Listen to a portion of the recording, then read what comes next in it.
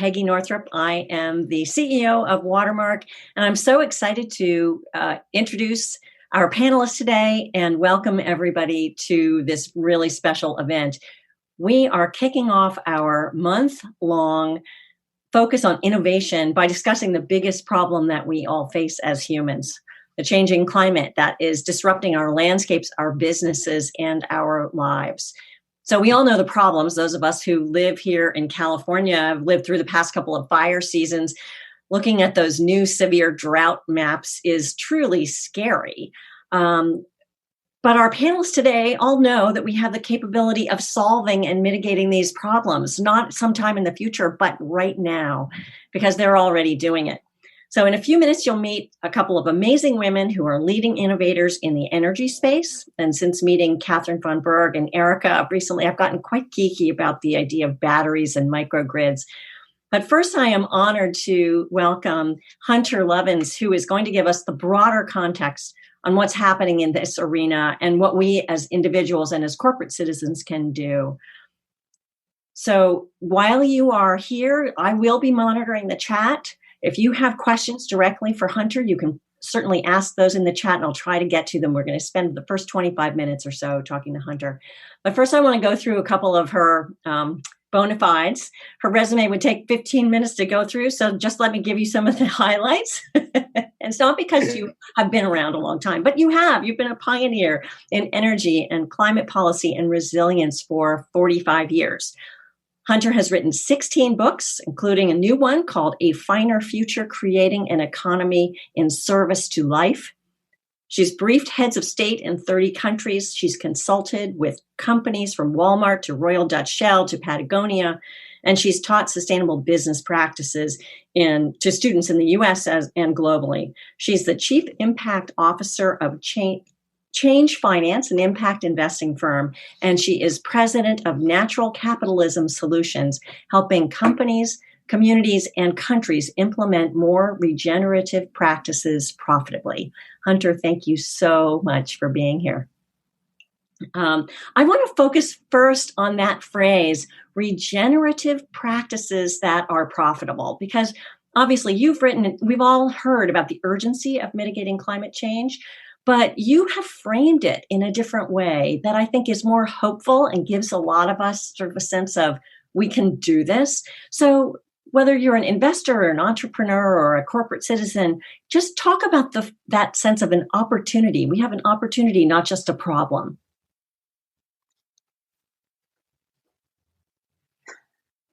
I frequently run into people who say, I don't believe in climate change. Well, frankly, the Earth doesn't care what you believe. But my answer is generally, okay, let's assume climate change is a hoax. Don't go to Vegas on the odds of that being true. But if all you are is a profit-maximizing capitalist, you'll do exactly what you'd do if you were scared to death of climate change, because we know how to solve this problem at a profit. If it's a hoax, we'll make a lot of money. If it's real, we'll make a lot of money and we'll be on our way to solving it. Either way, let's go. What do I mean by solve it at a profit?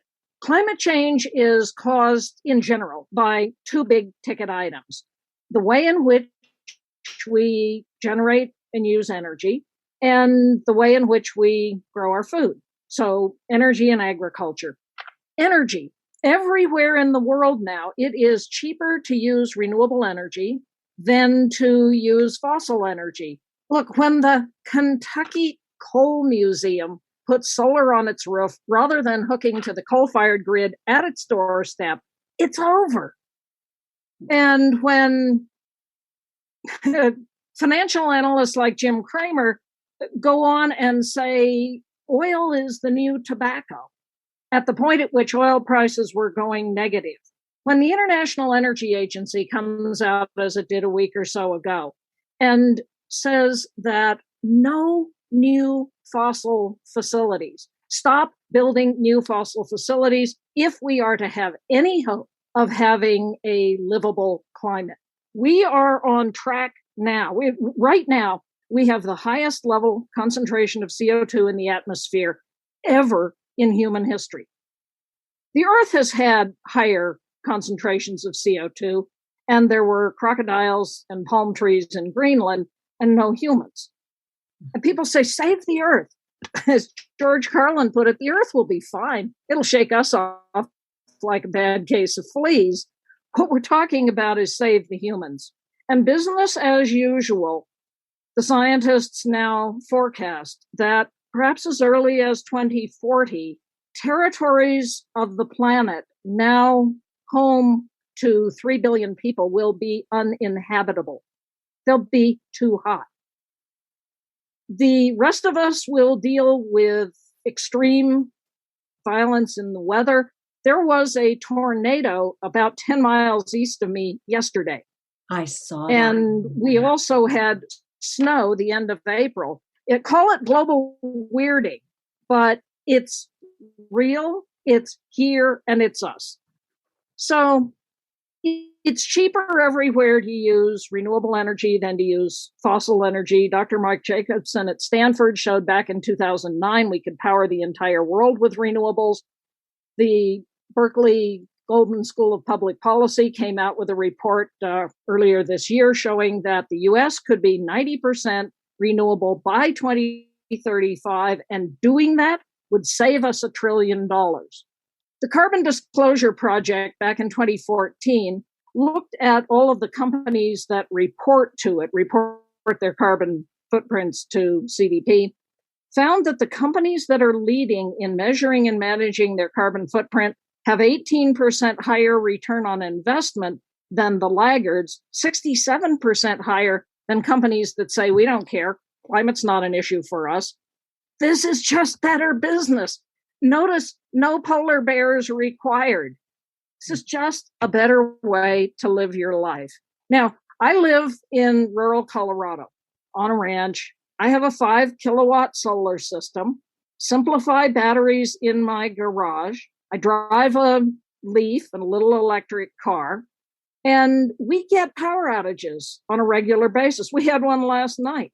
I don't hardly notice because the solar is filling the batteries. When the power from the grid drops, I isolate, little isolation relay trips, and I'm on my own. My batteries carry me through until the sun's there tomorrow, and then the sun recharges the batteries, and away we go.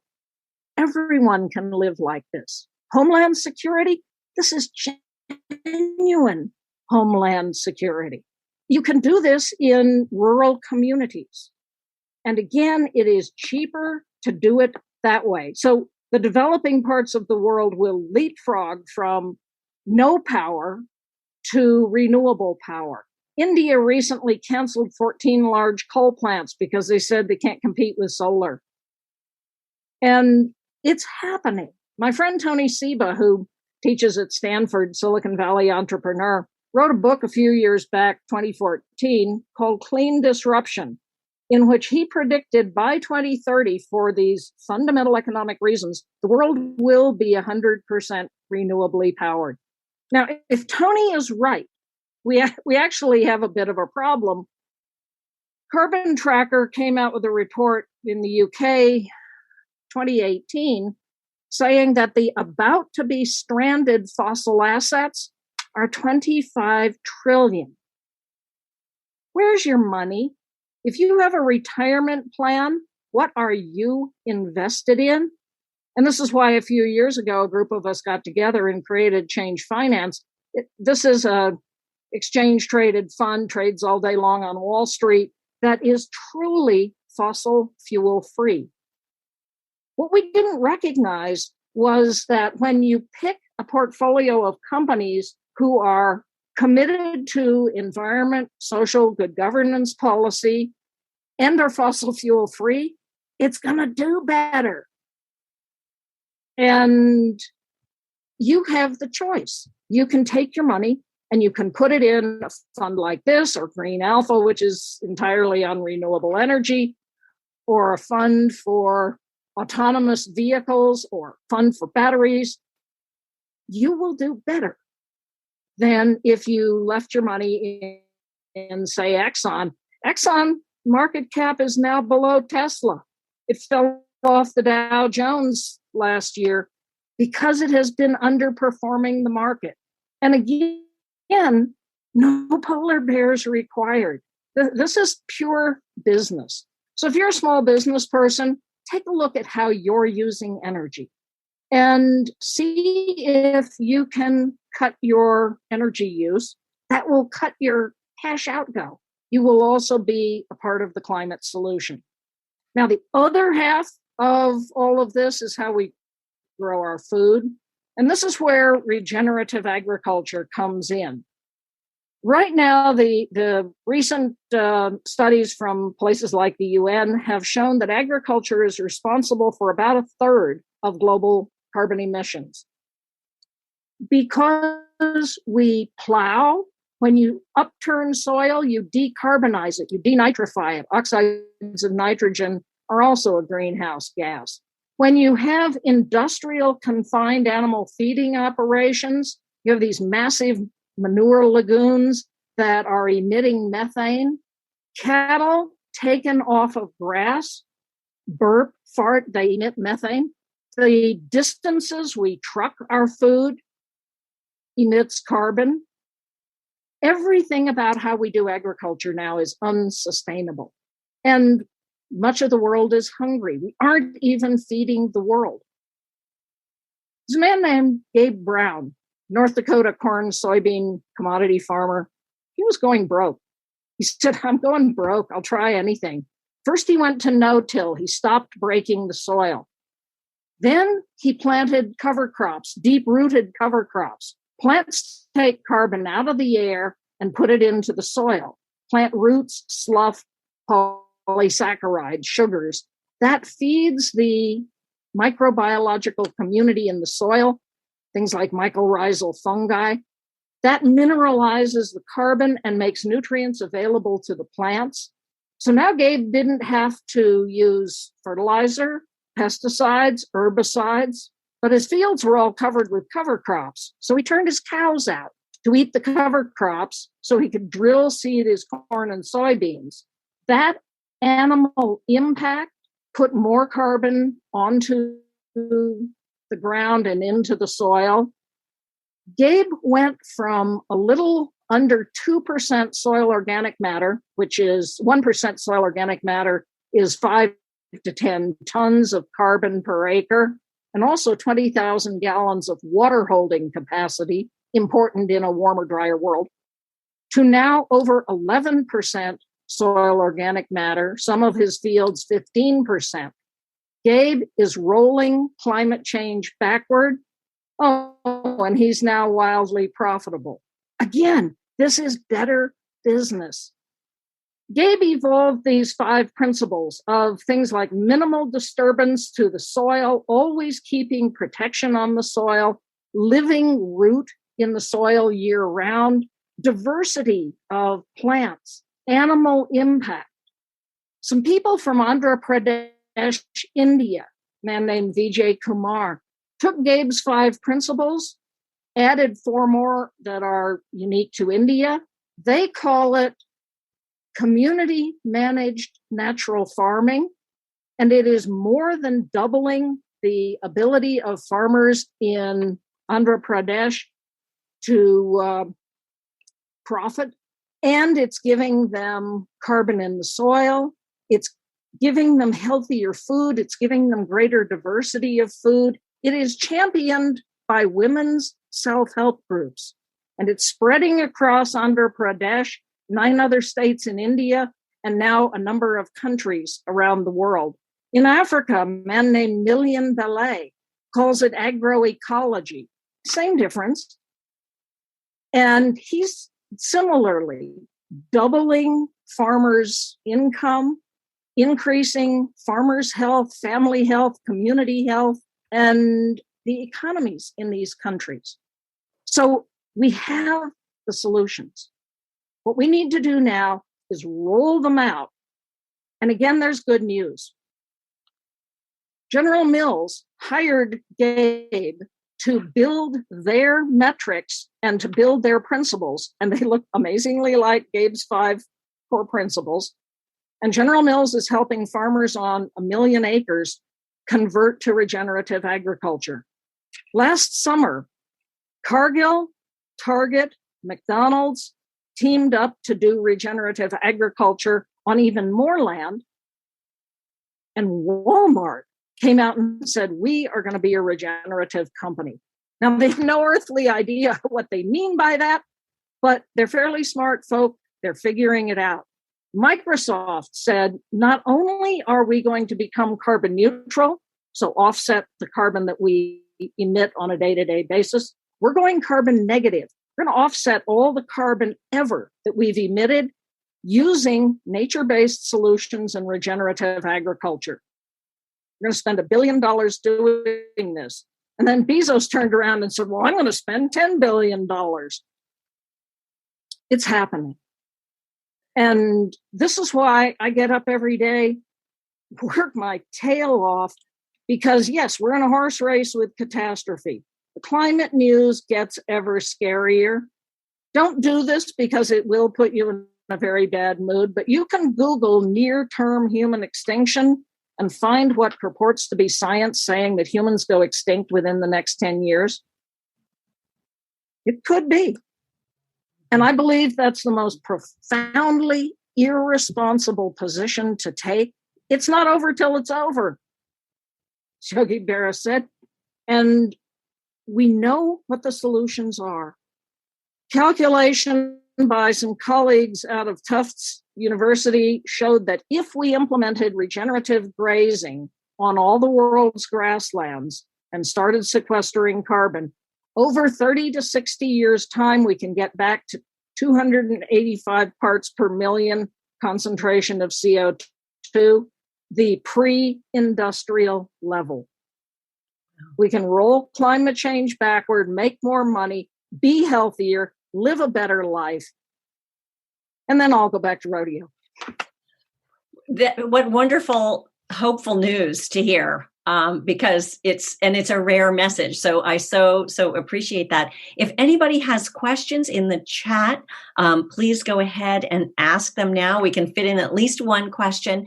But one thing I wanted to ask is, there are a lot of people who are on this call who are in Silicon Valley companies, the director level and above. That's where our many of our members are. What would you say to the people in the tech world or in the Bay Area world? What kind of things should we be asking of our bosses and our companies? I think a lot of us know what we should do as consumers, but we don't necessarily know where are the pressure points inside our country, our companies. Every company should be measuring and managing its carbon footprint. If your company is not, volunteer to take this on, pull a little team together and start asking, in what way is our company causing harm to the climate, to people, to our community, to the supply chain? And just start looking at how you do everything. What is it you make? And what does it take to make that? Where does that stuff come from? Where does whatever it is you make go when you're done with it? And are you part of a circular economy so that you're eliminating waste? All of this will reduce your carbon footprint. It'll also save you money done right. And it will make you a more attractive company to work for. This is an approach we call the integrated bottom line. You've heard the triple bottom line. You should manage to profit, but then people and planet. Businesses don't. They may say they do, but if times get tough, what gets jettisoned? People and planet. On the other hand, if I can show you, as I hope I've done, that behaving responsibly to people and to the planet is better business, this will make you the kind of company that the best talent wants to come and work for. It'll cut your cost. It'll cut your risk. It may preserve your franchise to operate. It makes you more investable. It enables you to better differentiate your product, brand equity. It enables you to better manage your supply chain. This is why Walmart started going green. They have 100,000 suppliers. They have no idea how to manage them. They put up the Walmart Sustainability Scorecard. Question number one, do you measure your carbon footprint? Question number two, do you report to Carbon Disclosure Project? Who died and made CDP God? Walmart. Is Walmart sustainable? No. Are they working toward it? Yes. And it's like horse training. You reward any little effort. Good on you, Walmart. Now do a little bit more and start taking better care of your people. When you look at things like diversity, inclusion, the companies that do this have higher productivity. Higher productivity relates directly to higher profitability. The companies that have engaged workforces, according to Gallup Healthways, 21% higher profitability, 26% higher productivity. Again, it's just better business. Now, Kevin asked, what'll it take to move political founders like the Kochs? I don't know, 2x4. Well, I think what it will really take is our understanding how they were so successful. The neoliberals put forth an ideology, actually all the way back in 47.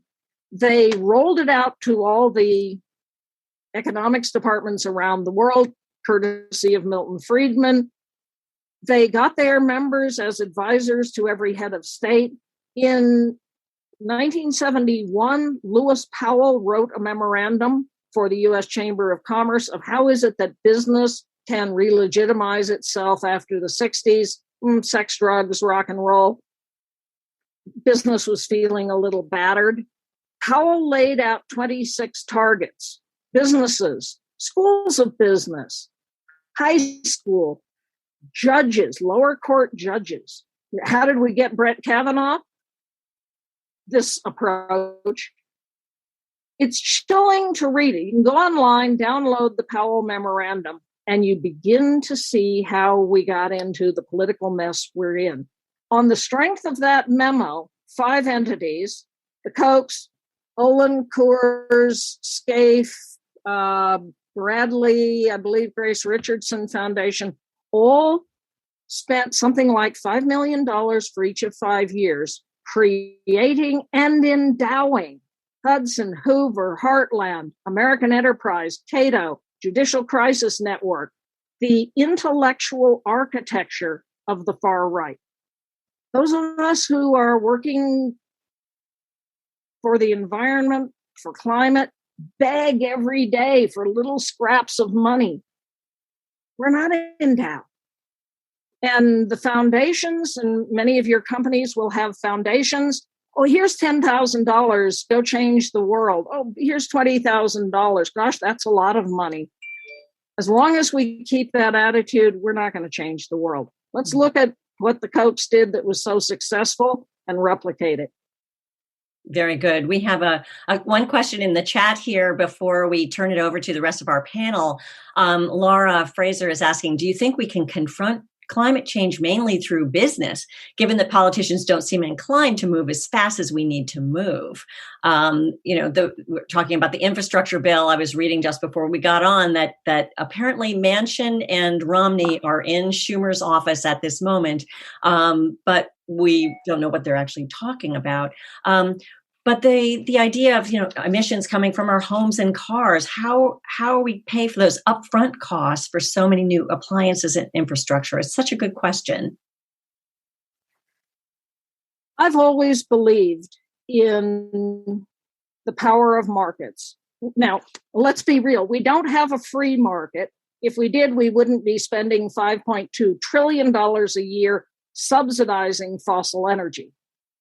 12 times the amount that has ever subsidized renewables and efficiency.